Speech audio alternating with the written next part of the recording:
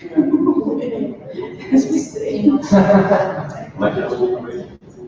order to say that, and I can go just speak a language.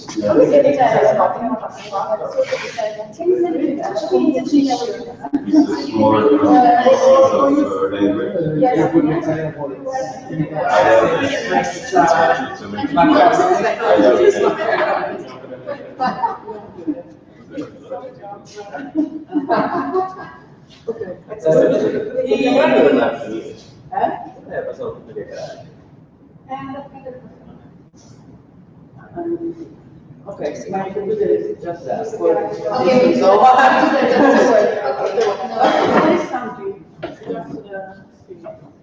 something inside today or yesterday, something about infrastructure. Okay, that's funny because science is one of the most prestigious, and I think there are 8. So most of the infrastructure very, very high. So it's really that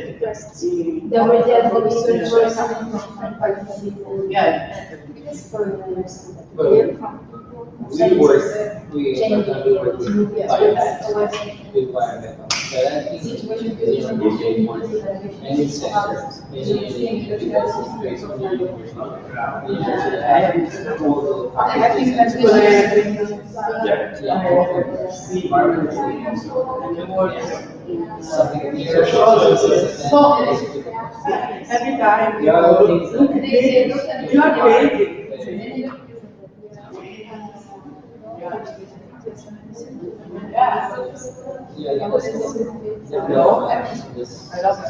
I love work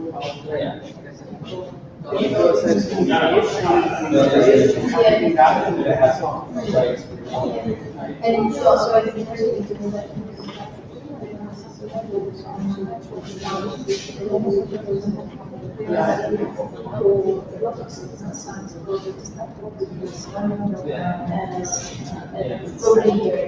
I'm surprised because way more possibilities. 5 minuti e cominciamo.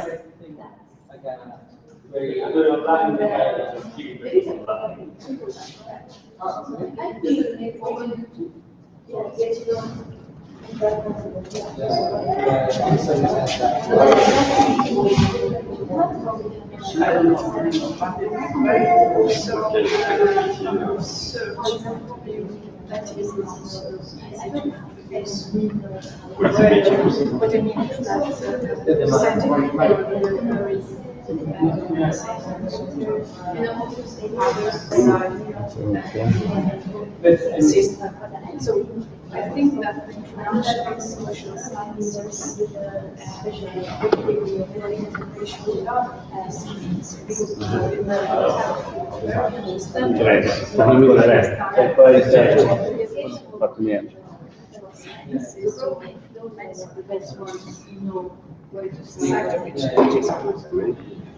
I think that's important. You know exactly the social science study people, so they should say themselves. So probably this is I mean, I don't mean that the people that they have to make this. But is it about? It's not about your community. No, but also the university. Yes.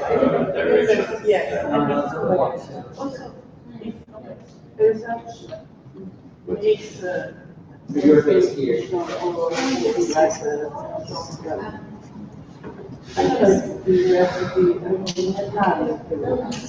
Like the institutional work.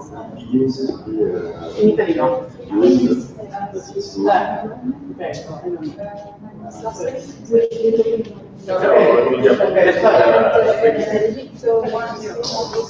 J'avais un bout dans mon article aussi de ce que ça apporte aux chercheurs. Notamment l'utilisation de l'enrichisseur dans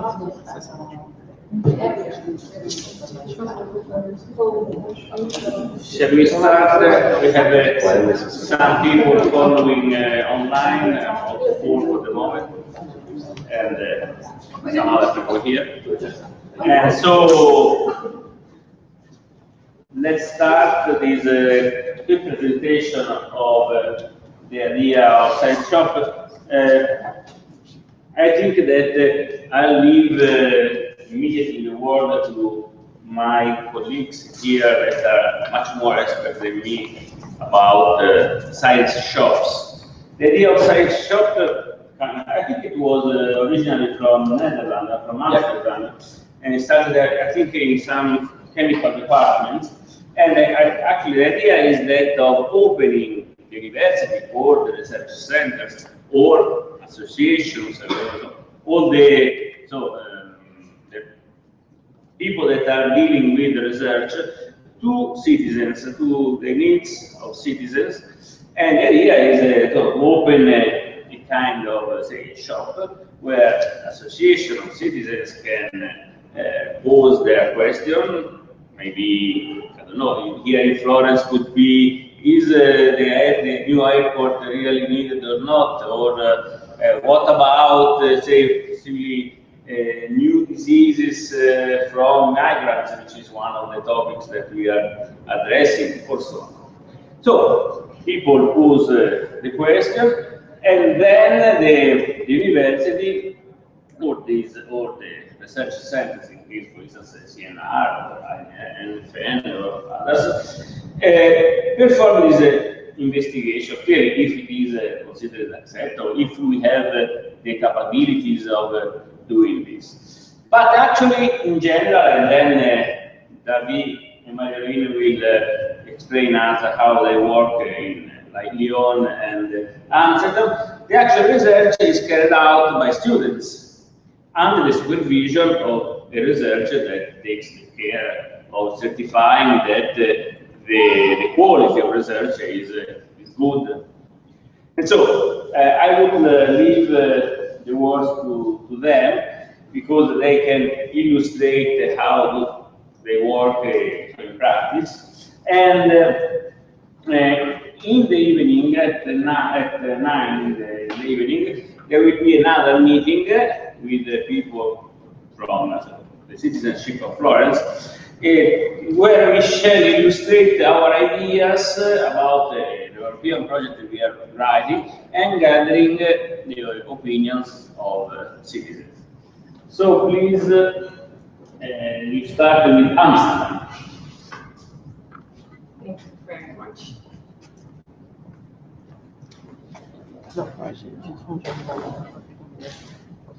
Quite a nice introduction. My name is Marjolein Schwebert. I'm an associate professor at the Athena Institute, and today I will share some experiences of our science shop. Oh, this runs by itself. That's interesting.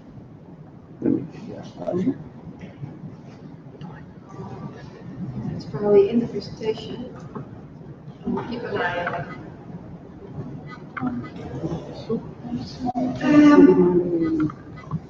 As explained already, the science shop model is originally from the Netherlands, and from 1970 already on we have science shops, and it's now. I try to see if it takes the right resolution.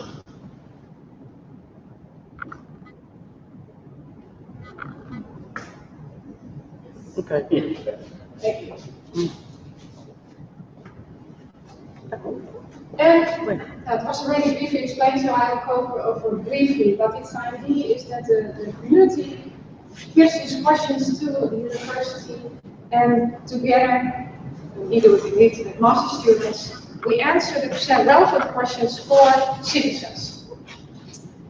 Complexly active collaboration between that's also what Athena does. I will explain briefly what Athena does.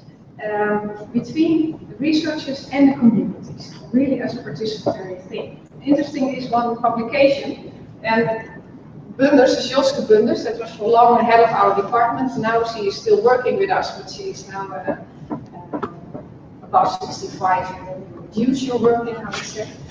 But this is one of her early publications, and that's really about you should see causes and consequences of cooperation between scientists and non-scientific groups. This is really what our institute is doing already for years, and that's interesting to see. It's still new and not much has changed. So what we are doing at Athena for the last 25 years is addressing this research question: how can science and technology development contribute to improvement, health and well-being in a sustainable and equitable way? And that's what we stand for, and that's what we do already for quite a long time. Now, what does it mean in practice? It means in practice three things. We study and design three things. First, we enrich science by improving how it can be used. The second one is we try to involve society already by the development of innovation, so it really addresses their needs. And finally, we have a robust knowledge base on key factors and strategies for facilitating system innovation processes, involving every time already during the research process different types of actors. Now, this is what research is, at least it used to be. See a lot of changes. We have a linear process of problem and research at the university, and then the solution is given to society. Now, we would like is this new form in which science and practice join hands, transdisciplinary research, working with all actors already during the research process. And I call it already transdisciplinary. And transdisciplinary is also a wide range of kind of topics. We are working really on this multi-actor process, which is presented on the right. Really, all actors are involved in the research process. This was a short introduction of our institute. That makes sense why we're doing the science shows. Now about the science shows. Now we are involved quite a long time in science shows already. From the 1980s, we had our own department. At that time, Athena was called Biology and Society. And was so successful that our university transferred the office to the main building and put even people in it. And I have found a brief movie of it's in Dutch, but it's with some text underneath, so I will do voiceover, and you can watch it. It's quite pretty old. It's from 1998. And then it's promotion of the science shops in the Netherlands. So they moved this office to the main building. And what they did, they employed staff in the main building. You will see later on, we have 3 staff members sitting in this nice office. So they say here the people working on the research in diverse areas such as environment, health, and education. And now they move into the location. Let's say science shops in the Netherlands. It's wetenschapswinkel. And they say the science shop is an intermediary for advisory for community services. So if you are a community service, you can go with your questions to this office.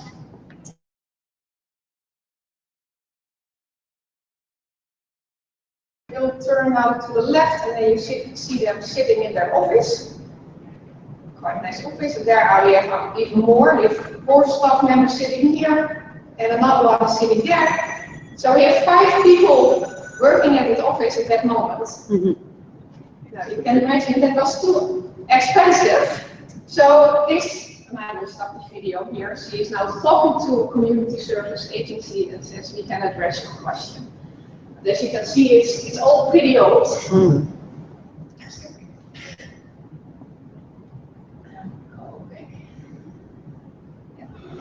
So it stopped because it was too expensive for the university, and we got our science shop back to our office again. So then it became Athena Science Shop again. And we call it now kind of decentralized science shop with our institute again. So it went back and forth and came back again.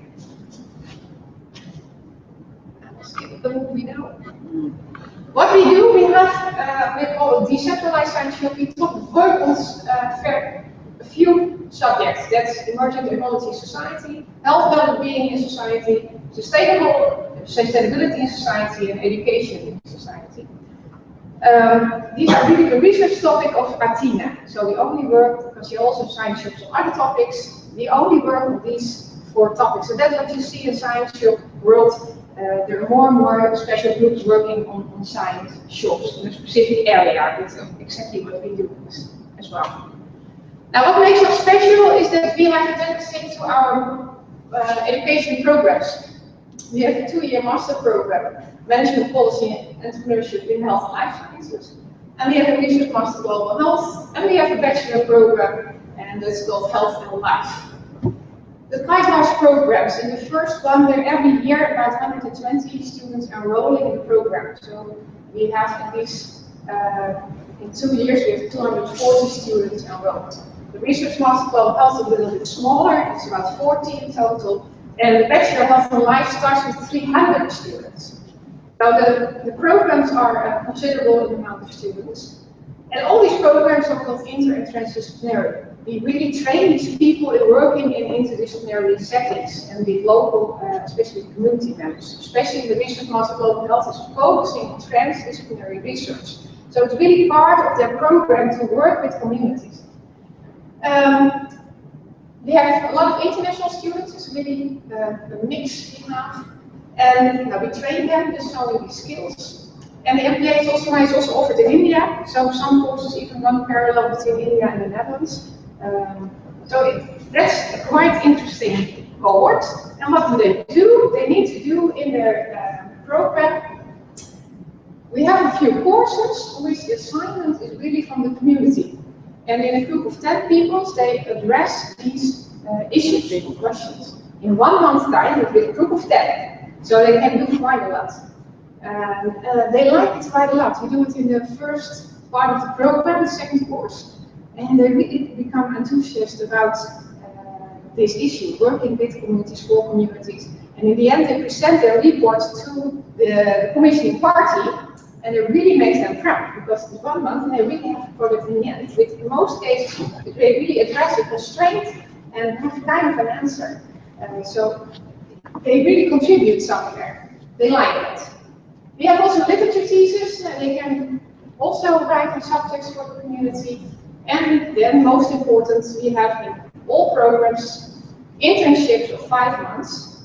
And in the second 2-year master programs, we have 2 internships even. So every year we have about 350 students going on internship on these issues. So that's a substantial amount. And students acquire credits for it in their program.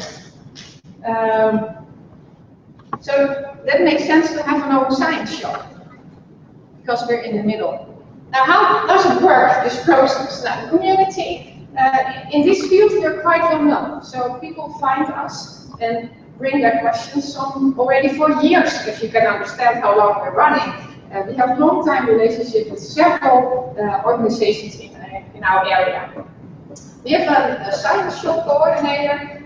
She receives the questions. She sees whether they're formulated in such a way that the students can address it in research. Not all research questions that come to us are directly suitable to be conducted in research. Sometimes it's a straightforward answer or more suitable for the literature study. So she assesses all the questions and sees whether they need to, and otherwise in collaboration with the community people, discuss whether they need to adapt it a little bit or not. But then the questions, and all these questions are posted on one internet site where the students have access to. And then the students can apply for one of these opportunities, and they conduct independent participatory research. This is an individual internship you do it on your own, individually. If it's part of the coursework, then you do it in groups, 10 people, 5 people, depending on the course. The literature study is also an independent part, and all the projects are supervised by our own staff. So all projects have one of our own staff as a supervisor. And in almost all cases, it involves interviews with local actors, integrating the knowledge of several actors.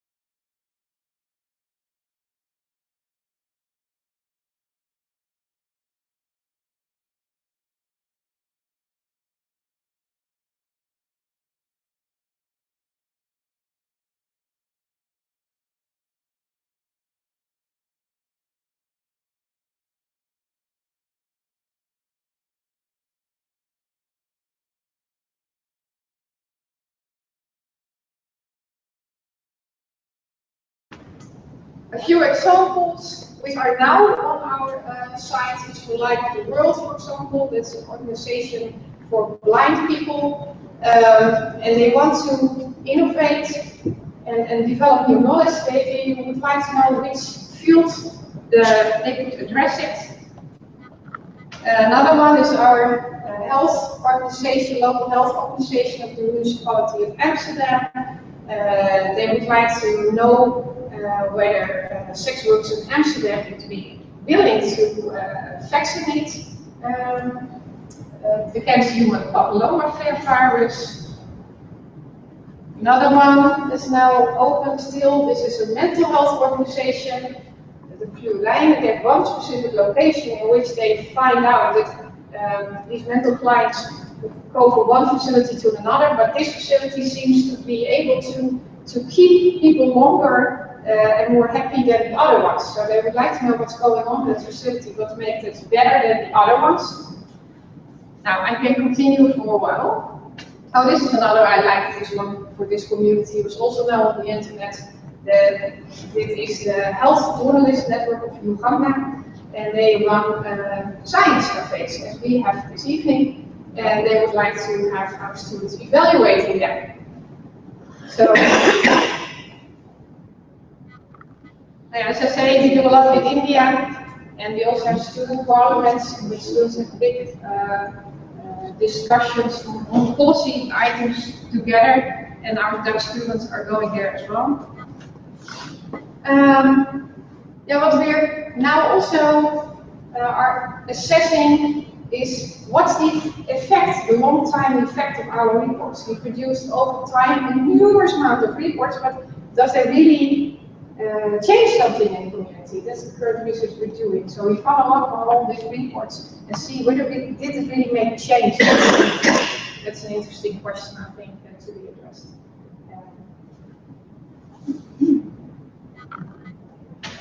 Yeah, I had a few slides about there are so many other times. Community service learning is so close to science shows that it's hard to see the difference. So in our university, they now start again with community service learning, which is quite similar to so there are various types of titles, names, which are very close to science. But this is how we do it. Have you any questions?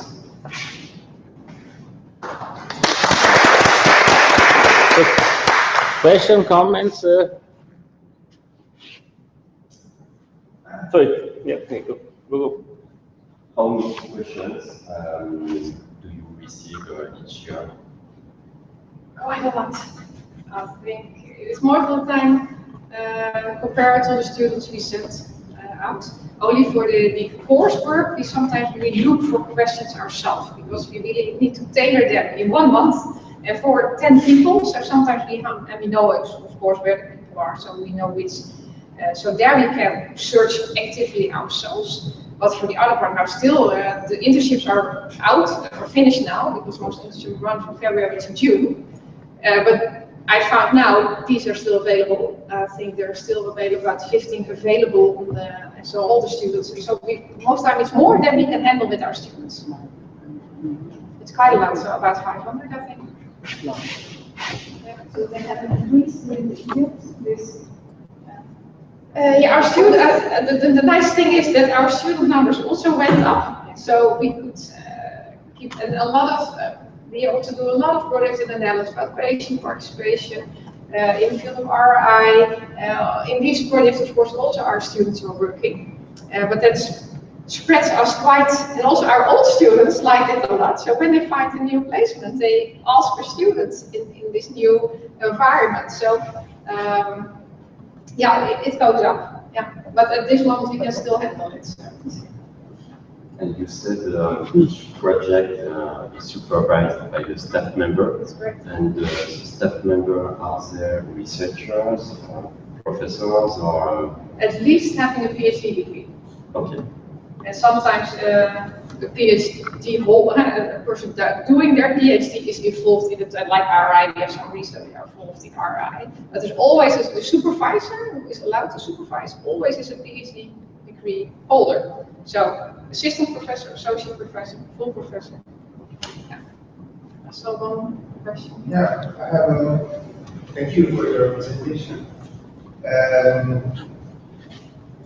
My question is related to how you can answer to the questions, in the sense that is this something that, because you said that most of the work is done by the students somehow. So is it answers that are coming from literature review or from a real research activity? Yeah. Because I suppose that a real new research activity needs some resources or funding to be carried out. It's an interesting question. Now, we do indeed research. There are some that does their literature thesis, but that's a small group, only for 2 months. But all the students conduct real research, and depending on the project, if they go abroad, we have a lot of, as you can see already here, we have a lot of projects all over the world. And some students apply for additional funding from other donors, like AIDS funds, things like that. People work with a particular disease that's sometimes possible. In the Netherlands, we really work without funds. Our expenses as the supervisors are covered because it's in the curriculum of the students. So that makes it possible for us to supervise them in these projects. And for the other part, we really work what's there. So we work quite a lot with people in the field, different actors, policymakers, in the community members. So what we really ask is time. And up till now, that has not been a problem. So we really work with no sources at all. Sometimes little funds if there needs to be done. Blood samples, for example, whatever, then we need some additional funds for that. But no, 99% of this is running without. What is important, what we do is the first 3 months, especially the first 3 months, we train them in quantitative research methods. So how do you real needs assess with the community to really understand what's going on? The next course they learn about interventions, how to address that, to link it up to the community. So there are some courses which we think are crucial in preparing them for doing this kind of internship. So they have to pass these 3 courses before they are allowed to do this type of research. If you didn't pass the 3 courses, you are not allowed to do the internship work. Do you have maybe a report on this, description on this? Because I haven't found anything on the internet. We are very small on the internet. You need to know where we are. On the Athena site, it's still small. It's very small Sancho. I thought if fund in the meantime also with Groningen, and we will now also. There was no need for us to be bigger than this because we have our involvement and we're running fine. But we will also be placed on wetenschapswinkel.nl, the Dutch site of Science Shop, as well as Living Knowledge will also be completed. But we don't really, I don't know, we don't really have a report. We don't have a report in which all this is kind of summarized. Yeah. Have you proved that this approach has made the relationship between science research and the community closer? Yeah, that's really what we're doing. Yeah. So, as a group, we really are in community. So, but have you seen at the studies, have you seen some? that has changed? Yeah. And that's what we try now to, especially for the coursework, to see whether it's a long time change, but especially for the patient participation, we do every year. We have all these, I don't know if this country as well, the funds that go to your door to collect money, and then this money is spent on all kinds of interesting research, diabetes, asthma, cancer, burns, whatever. We work, and also our students work with all these foundations. And they really made a change in the policy agenda where the money is spent on, because they wanted to be spent what the clients or the patients want. For example, with the Burr Foundation, until that time, they spent the most money on research on tissue skin repair, because most of the time the doctors apply for new projects, And skin tissue repair is then the most thing the most money goes to. If you do research with patients, they found out that itching is the most important constraint for the people with having burns, or our parents from children with burns. And the social difficulties, psychological difficulties were more important. So what the Burn Foundation did after that research, they changed the research agenda, and now it was really asking for research on itching, and more research on psychological problems was already conducted, but there was more focus on larger budgets were spent on, so you really saw the change. And itching was new and now on their agenda. And there are now also applications, because it took also some time, but we follow that up now. And you see now people do research on itching in Burn Foundation. So there's a few examples, yeah, you see the change. It's making a difference. Yeah. Okay, so if there are no more questions, I invite David to proceed with the experience from Lyon.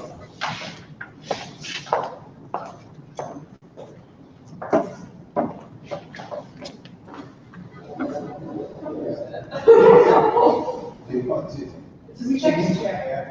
No, it's fine.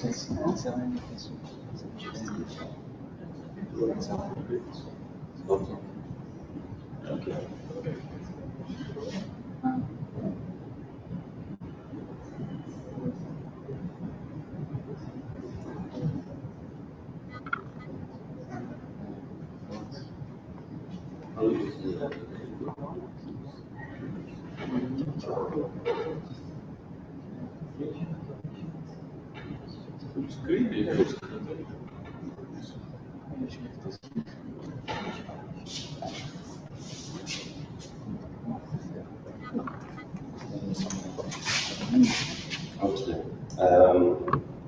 I ask you in advance to have comprehension for my English.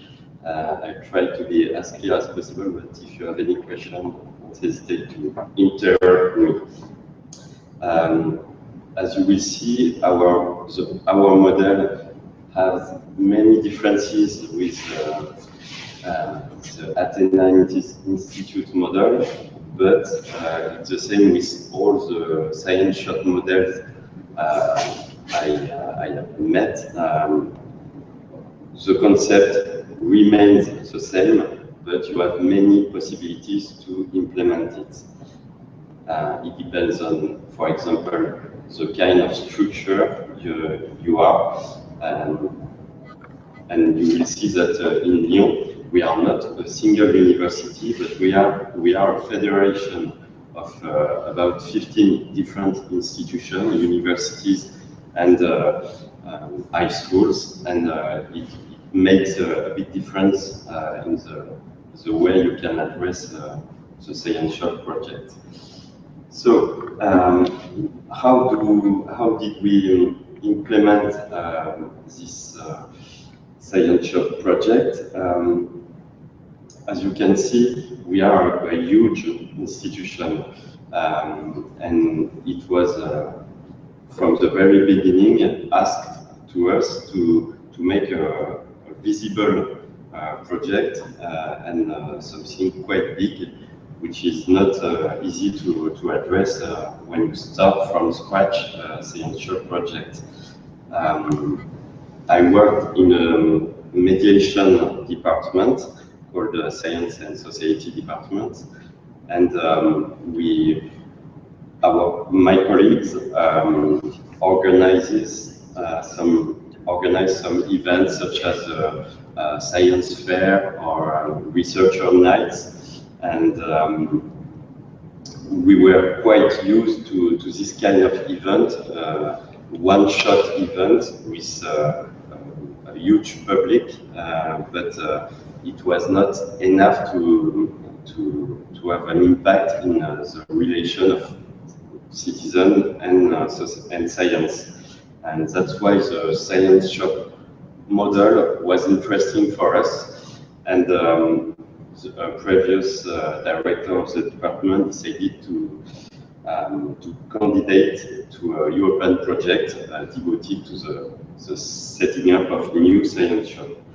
And it was in 2010 when we started this PRRS European project.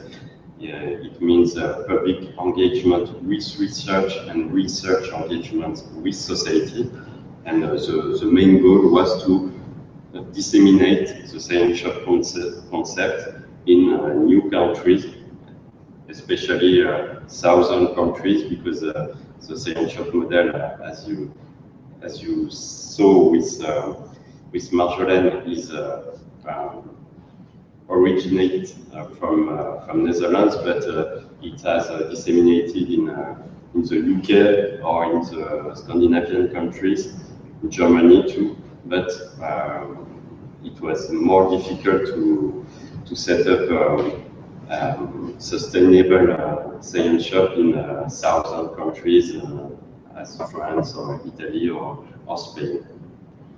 And we managed to have other funding from a region and from our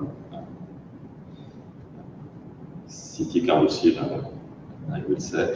It was possible to make a feasibility study. Is it possible in a new territory to create a science shop? Because it's one thing to want to create a science shop, but is there a demand, and is the offer, the academic world, interested to engage in that kind of project? The feasibility study was concluding, and so we decided to launch a pilot project during 1.5 years, and it was very learningful for us, and that is what allowed us to create a sustainable model thanks to this project. Our organization is here. We perform our project with the master students also, but the main difference with the Athena model is that in France, the internship in the second year of master has to be paid to the students. It's about 600 euros each month, and our decision was to pay this budget so as to free the civil society organization of this barrier, this financial barrier, and we had only to focus on how to create social demand, because we saw with Marjolaine that when you have more than 30 years experience, it's quite easy to collect more than 500 social demands each year. But when you start a science shop, you have to become visible, and you have to go to meet the civil society organization, to explain them what is a science shop, how would they have to engage, to participate, and what would be the main impact for them. So it's the first task that we had to do was to stimulate this civil society. The process is quite similar to you. The first step is civil society when the association, the citizen neighborhood association, or So the cooperative, for example, comes to us or through our website and ask a question or several questions. Our main difference is that we have a scientific committee composed of now 11 researchers from the different, the main institution of our federation and from the main disciplines of our federation. So you find some hard sciences, but also social sciences. And we also have in this committee 3 persons from the civil society field. One in the environmental sector, the other one in the health field. And what we ask to the scientific committee is to evaluate about 20 social demands we collect each year to assess the scientific relevance of a potential project. Is it interesting for a master student to work during 6 months on such a topic?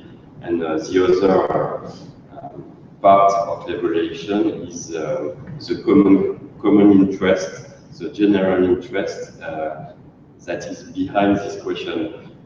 For example, if a question is asked by an association but is only interesting for this association and is not cannot be disseminated to other people, it is less interesting that a question even from a small group, but that can interest a larger public. So when our scientific committee has chosen about 10 projects each year, we are two staff members in our science shop for the moment. We make internship offers and we disseminate them in the relevant master's program that we identify in our large amount of academic offer. And after that, we make about 5 recruiting sessions for each mission. We receive about 50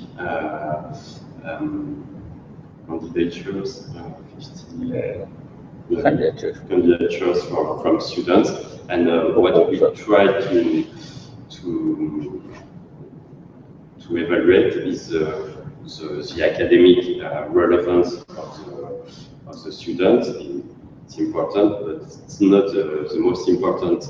The student has to understand the original framework of this project. It's not a classical project, a classical internship within a company or within a local authority, for example, but it will be another kind of internship with more autonomy required, and also some participatory exchange during 6 months in one side with the supervisor, which is also a researcher in our model, but also with lay citizens who have some knowledge to transfer also to the study.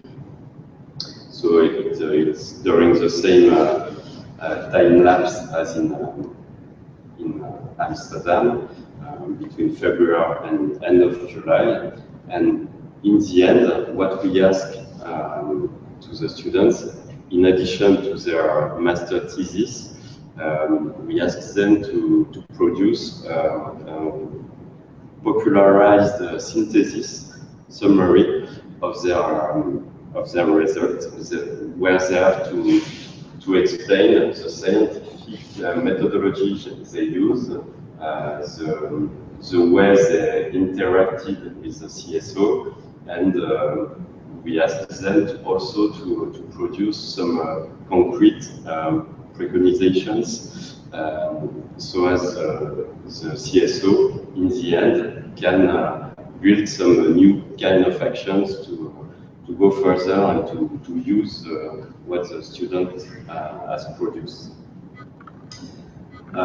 We have three main fields of activity: environment in a broader sense, health, global health in a broader sense too, and the third one is social economy. And with these three big fields, we cover 80% of the question we collect. This is one example of a project we performed last year. It was about how to feed the bees in winter, because they need more and more to be fed during this period. And there are, on the one hand, products proposed by huge companies such as Monsanto, where the composition of the products is not very clear. And on the other side, some citizens, some group of beekeepers had identified some mixture which were natural and which showed some impact, and the students had to compare the efficiency of both techniques. The different assets of this model are shown here. They are the same in all the same shop. It's a win-win model, good for society. It produces empowerment for civil society organizations. For students, it's clearly additional skills that are required. How to be understood by a non-scientific public is something they don't learn during their courses. And for researchers, it's also interesting to supervise a project. Why? Because for some researchers, it offers them a new field, because usually they don't work that much with civil society, and they have here a new group of people, so it's interesting for them for their research interest. And for some other researchers, it's very useful to enrich the training sessions they do with the students. It gives them some case studies to propose to younger students, and it's very useful in a long-term perspective.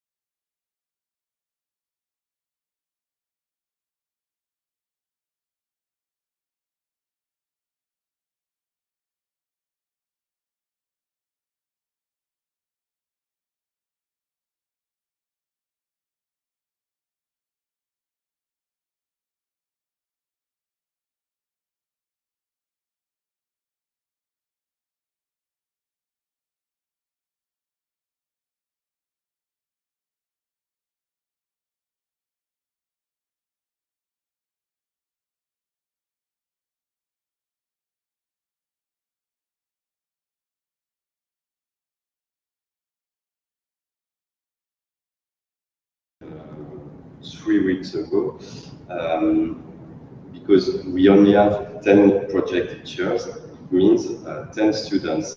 It's not enough for our direction, and our funding is quite. It's not sustainable for the moment. We have to renew our model and to find a way to impact more students. And what we tried last week was a scientific challenge.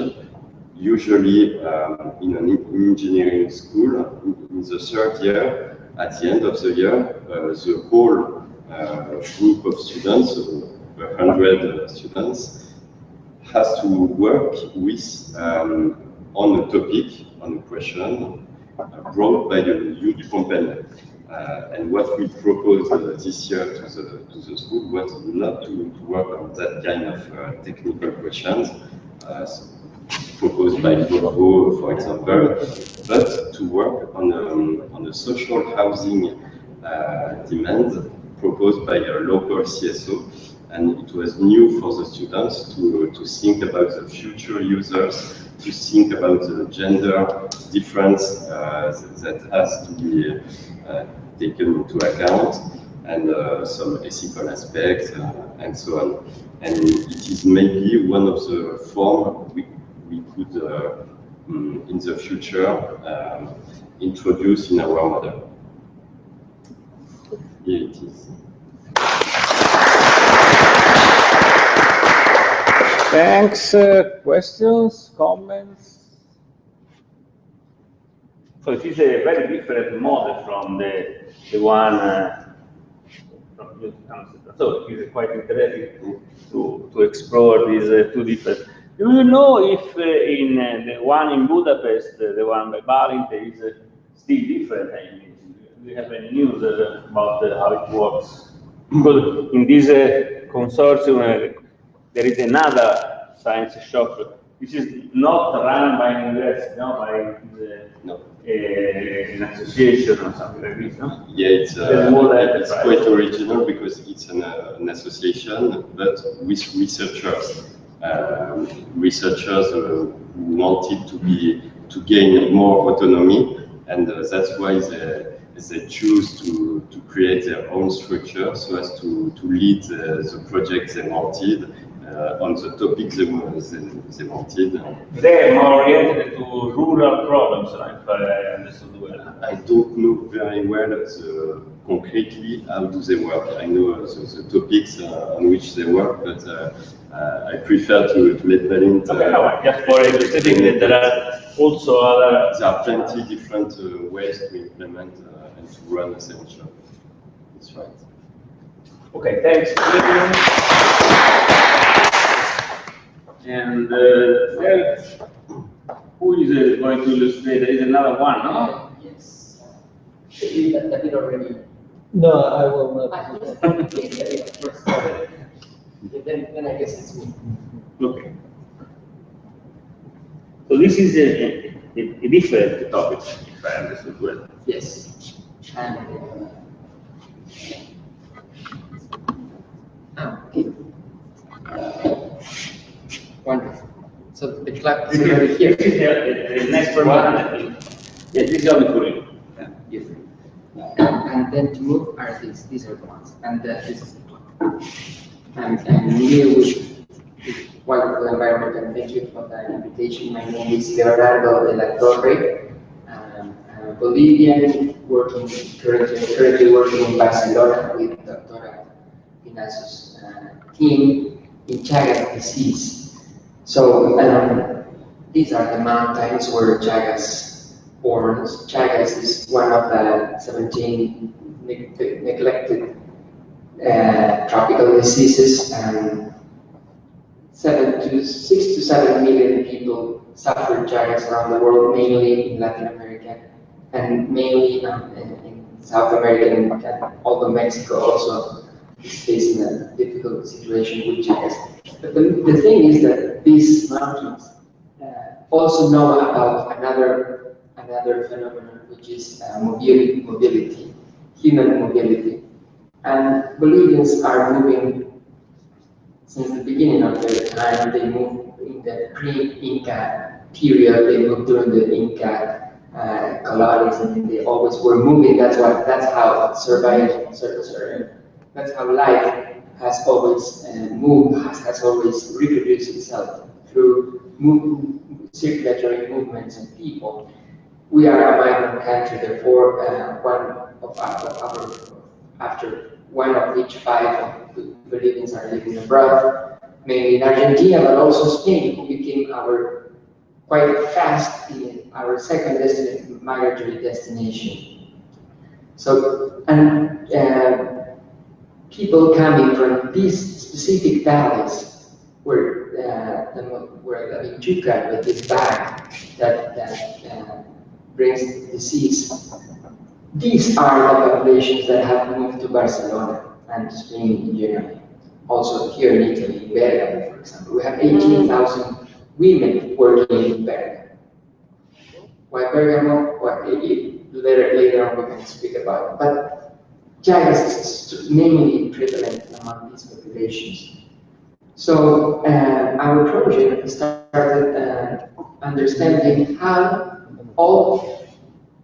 this particular group of people change a medical service in Barcelona. So if we do something related with the science shop spirit, which I'm not familiarized with, to be completely honest, is to understand how people has already changed our medical services and the way we do science with the powerful agency. Because migrants, not as victims, but as allies, as strong actors with the capacity to change their structures in our country and wherever they go, have, for example, changed, and this is one of our hypotheses, have already changed the situation with Chagas disease around the world in terms of research, in terms of it's them, not us, who have already changed the way we are facing the problem in terms of assistance, in terms of research. So pasa la voz, spread the voice, and awareness of Chagas disease, but with and among key stakeholders to increase access to diagnosis and treatment of this particular disease. I forgot to tell that currently only 1% of the 7 million people with Chagas disease has access to treatment. Chagas fits in the perfect description of a poor and neglected disease where nothing has done during the last years in terms of treatment. And there is a treatment. And there's thousands of people dying each year. We know about it. And there is a drug, but there is another drug that hasn't been used yet fully, which is understanding and communication, a powerful drug that we are trying to deal with in this project. But this guy, Don Patrocinio Pinto, is now in Hospitalet, Barcelona, where he has been diagnosed with Chagas. Although he had first lived in Argentina, as many Bolivians moved from one little rural area to the city, then to Argentina. After some years, a migratory cycle, they moved to Spain, and now the job situation was difficult in Spain. They moved to Sweden or France or Switzerland, always doing origin-based decisions as remittances and also investment. So these are actors. They are changing, once again, I insist in this idea, they are changing their family life quality life, they are changing their family's future, and they have also, once they took awareness of their disease, they are also changing some things that we wanted to understand. So mainly our project started with one single and easy decision, which was to understand how people arrive to our center. Our Chagas disease service started in 2004 with a female patient that was discovered, whose Chagas infection was discovered in Barcelona. None of the doctors knew about it. And patients were more experts, where people did know more about that disease than any doctor. But this patient and some others started spreading the voice long before we came with the project's name. So by 2015, we have, or by today, sorry, from English, we have 2,400 people that have arrived to our service, and most of them, more than half of this group has come through Chagas, through mouth to mouth information circulation.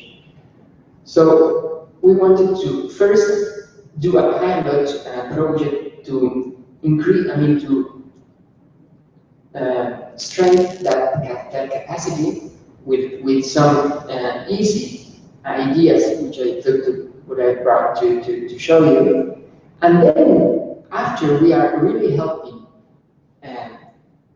these groups of families to really access to more possibilities in terms of treatment, then working with them in group discussion groups, asking them, I'm going to get there, a couple of questions, key questions for us, because we know that these are the key stakeholders to change Chagas disease situation, not only in Barcelona, but also in their origin as well. And we start.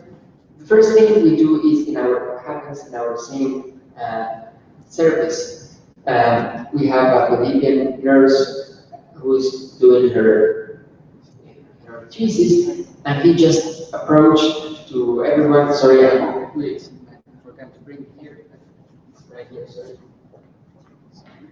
Okay. So we have some sort of an information, key information material. It's quite easy. It's only Chagas information that can be understood by everyone, and patient receive while waiting for her visit. Our patients get to refresh some things about Chagas disease actual knowledge, and mainly to know about our research and service centers both in Spain and in Bolivia, which is also something important I'm going to tell you later. Once they have decided to become allies, they get this little information kit, which also has a present inside. There's a metro, a T10, we call it in Barcelona, a little card to moving metro as a gift, under the perception that they are going to move from one place to the other in order to spread the voice and get to their contacts. This easy and none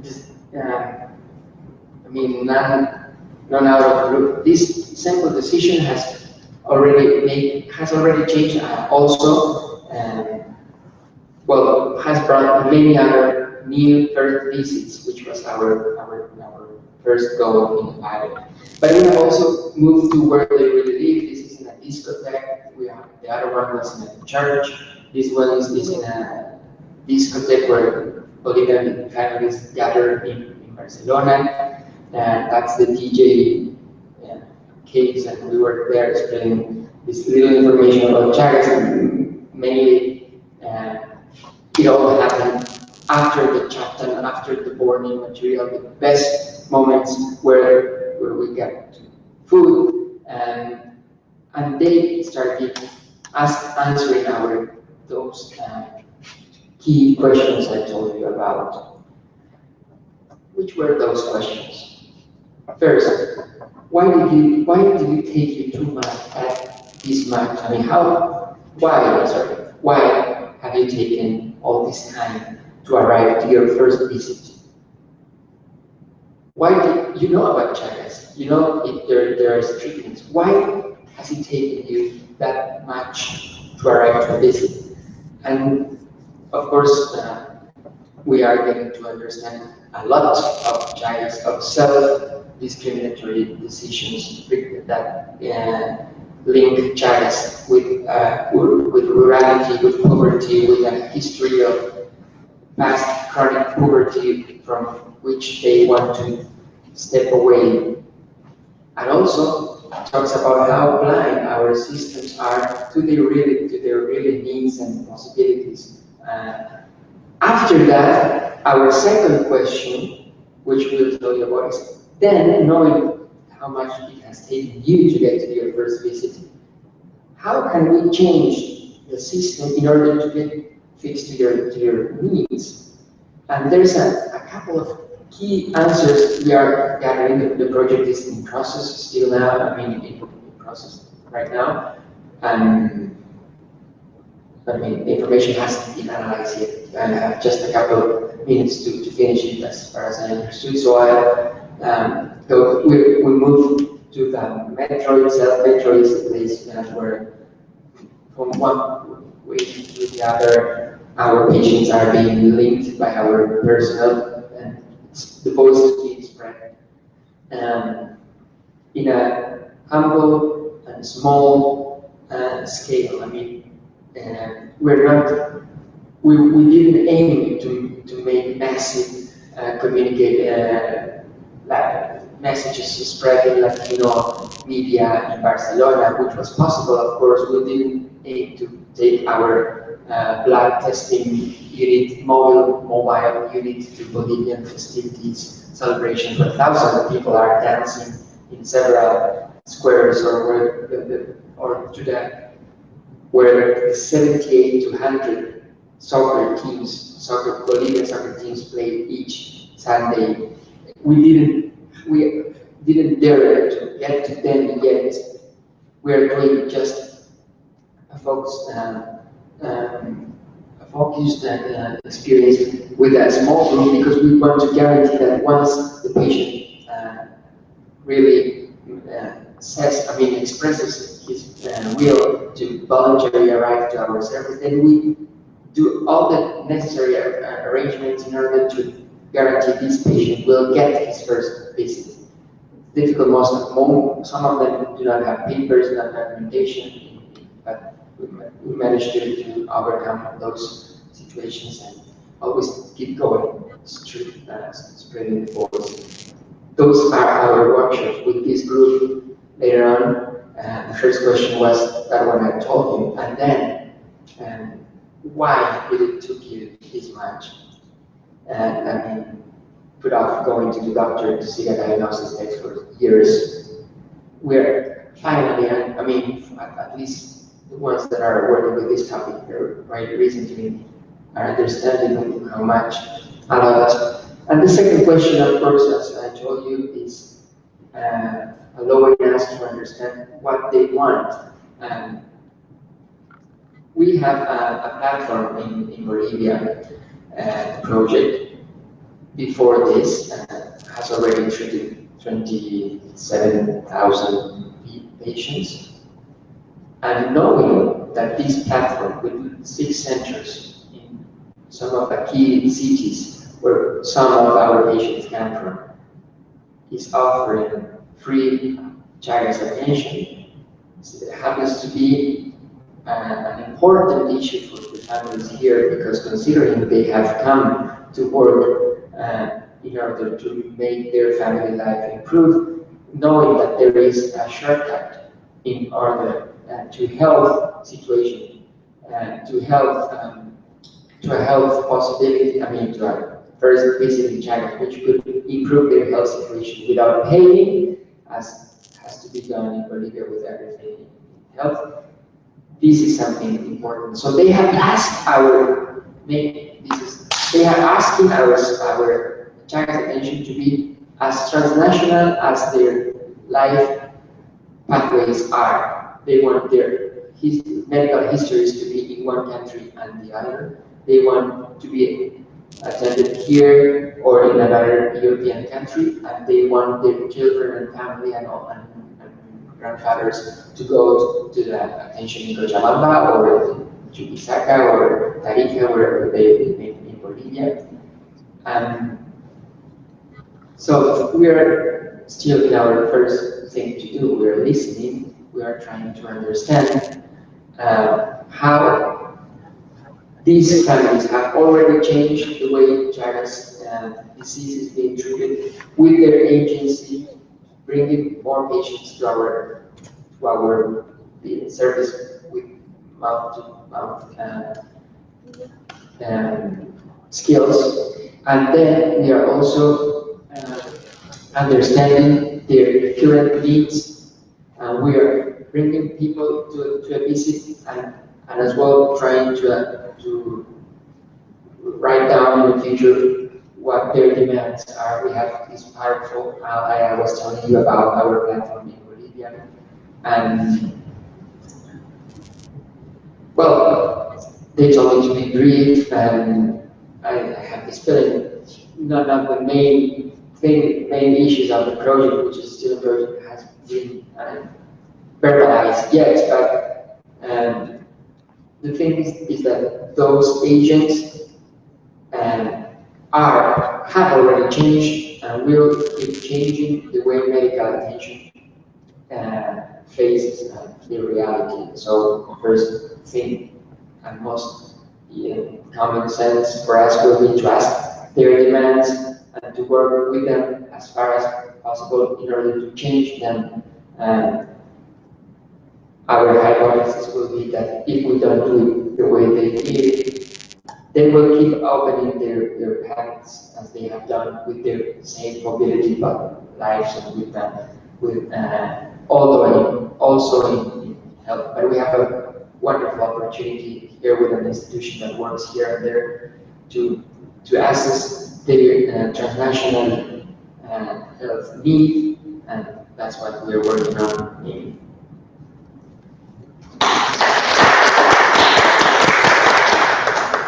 Okay, so clearly this was a different topic with respect to science show, but it was a kind of introduction to what will be also discussed the evening, the night, because the idea of the project that we are trying to assemble is to explore this kind of topics. I mean, for instance, one of the topics is related to migration and all the kind of consequences that can have on, for instance, on health, not only on this, because we are also talking about the problem of the urbanization and also the idea of environment and so on. But clearly this is a kind of problem that can be addressed using the tool of science. So